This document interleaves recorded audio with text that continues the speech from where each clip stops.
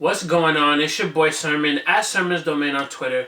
It took 8 years, but we finally have Charles Hamilton's debut album. It's titled Hamilton, Charles.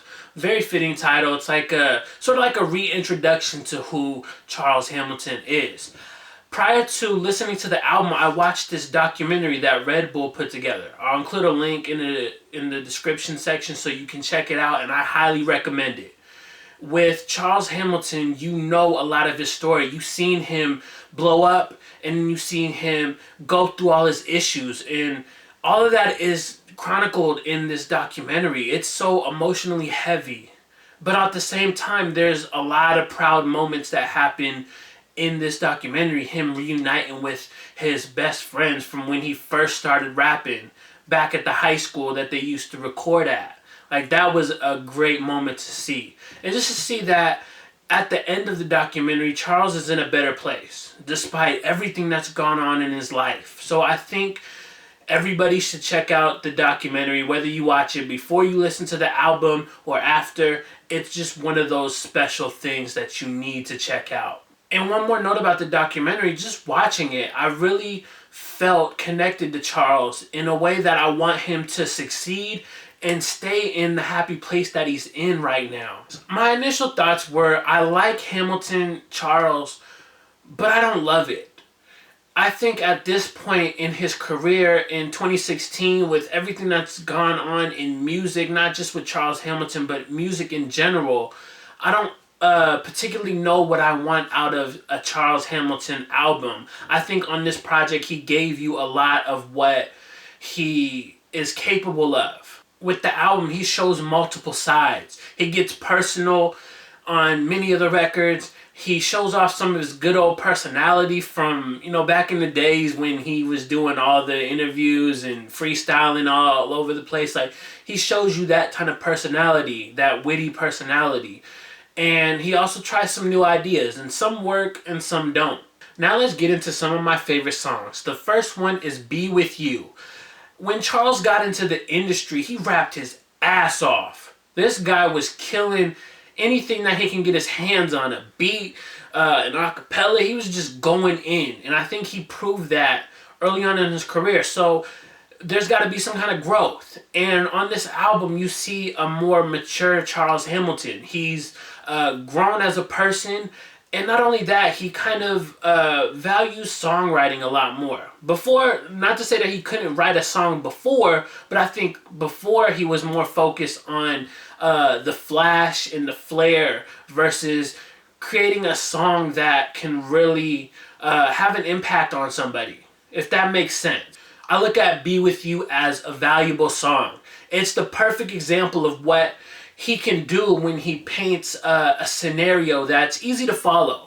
He's talking in the hook about dancing with this woman and how he wants to leave with her afterward. It's a very upbeat, up-tempo type of record, and I like it. I think the beat is what drew me in, and then the catchiness of the hook continued to draw me in, and then the verses kind of sealed the deal. From grooving to something deeper, Real Life is a take on Charles Hamilton telling you everything that's been going on in his life. Not everything, but a lot of things. So it's like one of those self-reflective records, and Charles knows those really well. He's done those throughout his career, and on Real Life, it's better than ever, I feel. And I say that because it's not just him reflecting on the past, it's him allowing himself to move on into the future and not let all that stuff sort of affect him. To some degree, it's always going to be on your mind. It's never going to fully go away.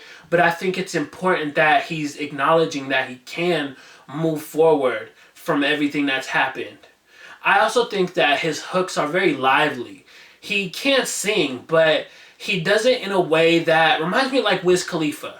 He's not trying to be a Luther Vandross. He's more closer to like Wiz Khalifa, where Wiz doesn't sing. He's not a singer, but he makes his voice work for the hook. And that's what Charles Hamilton does on Real Life and other records on the album. The last record I wanted to highlight is titled Stay There, a combative version of Charles Hamilton made the album. He's taken aim at bloggers, at journalists, at, you know, those hating critics that just don't understand him, that want to throw shots and kick him while he's down. I wonder what inspired the song. The only evidence we have is All Hip Hop's Ill Seed. He's someone who's been with All Hip Hop for so many years. He's kind of had his rumor section was very popular back in the day. I remember going on there a lot. So in some regard, it's kind of weird for Charles Hamilton to be throwing shots at a journalist or a gossipist, however you want to refer to Illseed if you know who he is. So whatever he said, it really triggered Charles Hamilton to make Stay Here. And I think Illseed and whoever else inspired the record, because it did bring out the beast in Charles Hamilton. Now let's talk about the only song on here that I really felt was a bad record. It's titled Ugly Supermodel. With intros and outros, I'm very picky on them because I want songs to end on a good note. I look at Ugly Supermodel as, it could be looked at as a bonus track. I didn't really look on iTunes to see if it's labeled that way, but it does sound like that because Stay Here kind of ends with the tape ending, like that very last sound, that tape pop, that ends Stay There. So it feels like the album should have ended right there. Charles does these songs where he gets a bit zany and a little bit comedic, and sometimes it works, and other times you have the result in Ugly Supermodel. Again, I feel like even if this wasn't the outro, the last song on the project, that I wouldn't care for it. It's just not one of those records that sticks. I think with those records that he does, it's either a hit or a miss. There's no in between for me. There's growth in Charles Hamilton's music. He's wiser and at times a better songwriter. There wasn't much on the album that blew me away lyrically, but he has a whole catalog of that. If I really want to hear Charles Hamilton rap and go in and kill the punchlines, the bars, the metaphors, all of that, he has so many mixtapes from when he was in like what you call the blog era, like Death of the Mixtape Rapper. That's my favorite Charles Hamilton mixtape. So I could go back and revisit those anytime. I'm glad that he was able to do something different for his debut album. Hamilton Charles hopefully is the latest chapter in what is the comeback story of Charles Hamilton. Like I said earlier, I really want to see this guy win. I want to see him happy and progress. You know, it feels like he didn't get the chance that he needed back in the day because of everything going on, all the mental issues and people trying to kick him when he's down and just being in a bad situation with Interscope. They didn't understand Charles to the right extent. So he got a raw end of the deal, and I'm just hoping that this album leads into 2017 and we see some more progress. I don't know if Charles will ever be as big as he once was, but I would love to see him have a thriving career. One where he's able to tour, one where he could put out music and people care. Even if it's just a small core fan base, that's all you need in this day and age. So I really hope the best for Charles Hamilton. Let's listen to Hamilton Charles. Go pick it up on iTunes, Spotify, Google, wherever you listen to music. Go watch that documentary as well, or I'll include the link in the description. Let me know what you think about his debut album, Hamilton, Charles, in the comment section below. Then like the video, subscribe to the channel if you're not already, share the video.